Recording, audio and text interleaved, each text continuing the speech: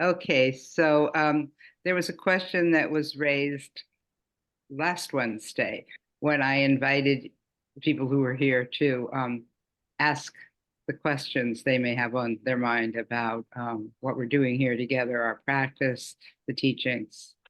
And the question that Linda and I have been addressing ever since that, when we've been teaching, was one about really about taking refuge, which is which is a big deal in Buddhism, taking refuge in the Buddha, Dharma, Sangha.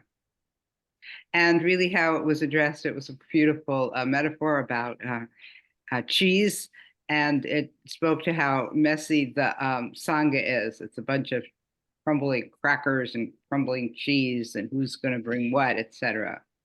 So the messiness of the Sangha, Linda spoke to it in much more depth a couple of days ago, this past Monday. And if you missed your talk, I really encourage you to listen to it when it's posted on Apple Podcasts or Podbean. That should happen fairly soon. I'm never sure exactly of the schedule.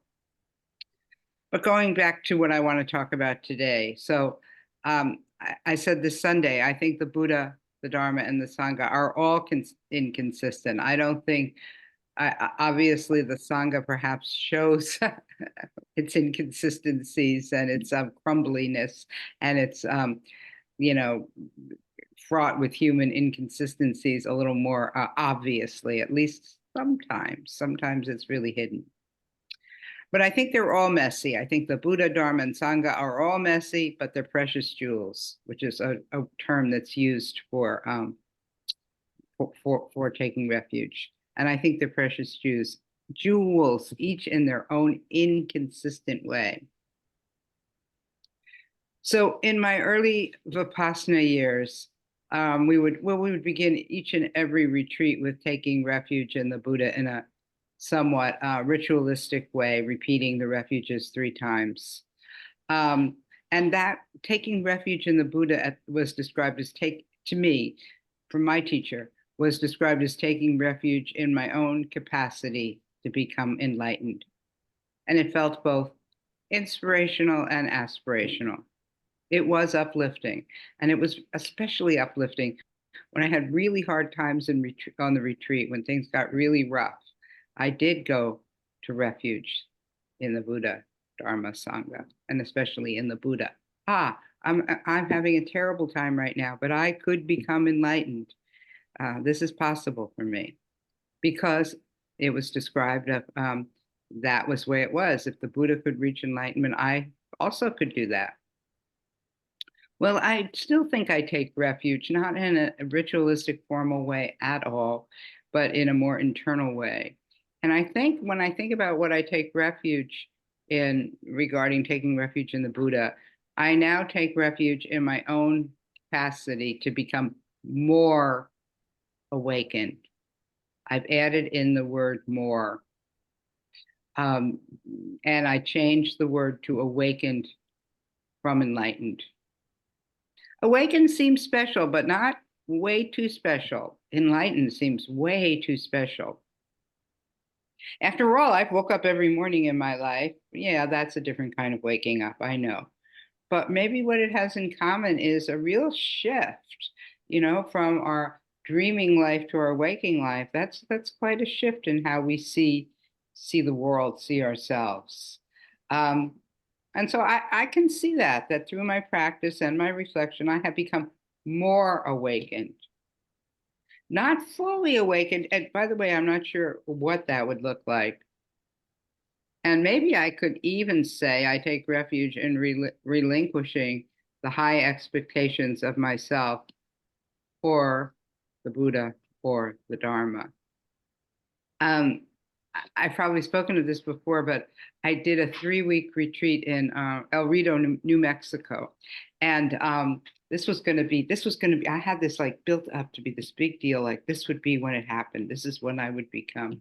Well, on the side of the mountain in rocks was the big E on the side of the mountain hills that we looked out at. And I decided that E stood for enlightened, and it was, I was going to become enlightened. Well, guess what?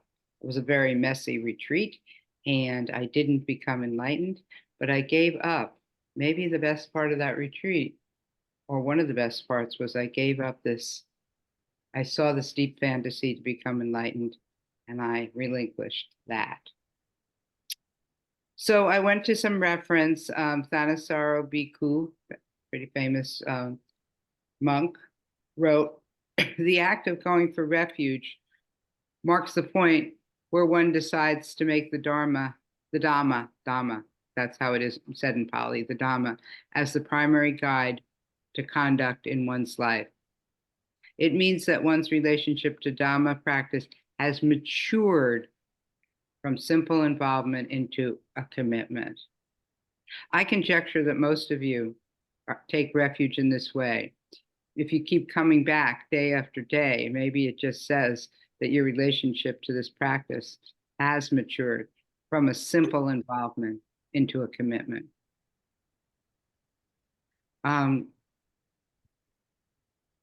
And maybe we don't, and don't even reference it that way, that this practice is guiding us towards more skillful ethical conduct, because that's what Thanissaro Bhikkhu's pointing to, that this is about the conduct we do in our life. And also, if we, to the extent that we are really oriented towards more skillful ethical conduct, it's probably not only the Dhamma that's informing us. There are so many other influences that could point us in that direction.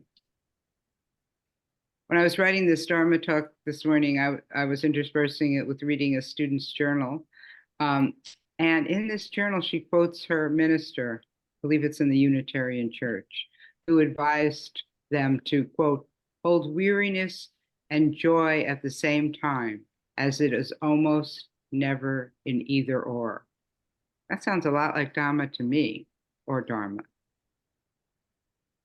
And moving on to that topic of taking refuge in the Dhamma or the Dharma, there's so many interpretations and there's so much writing, thousands of suttas. You could say something for everybody, but it's inconsistent and some of it's not helpful. Maybe most of it is not helpful for somebody and most of it is helpful for some others. And I think that here in reflective meditation, at least those of you who've been around for a while, that we really reference back to the Dhamma or the Dharma as when we teach that which we really know, that which really does resonates. I pick and choose, I cherry pick. I think we all do. I think all traditions do that. But I cherry pick that which is really helps me, like a compass that orients me in my life.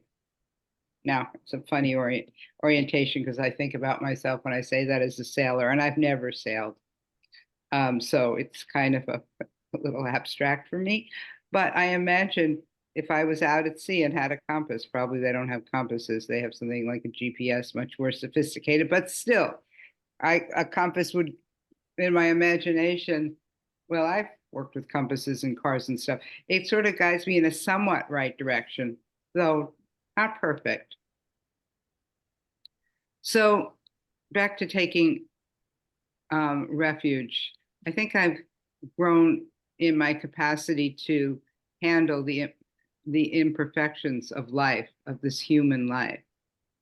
And maybe I could say I take refuge in the imperfect Buddha, Dhamma, and Sangha. And to go back to the questioner's languaging last Wednesday, I could say I take refuge in the messiness. I take refuge in the crumbly cheese and crackers. Because, they say there's more to be learned from within the messiness. That's another teaching I was taught in my early Buddhist study. To have gratitude for having been born a human in this messy human life, because right here in this messy human life is the possibility of greater learning, greater development. So, and this is often, at least in my mind, compared to being born in the God realm, where everything's perfect. There's nothing, everything's just hunky-dory all the time, nothing to learn, nothing to address. That's how I think of it. So I continue to learn, to become a bit more awake, and to tolerate the messiness. So I'm going to end the talk here, and we are going to sit with our messiness, or not.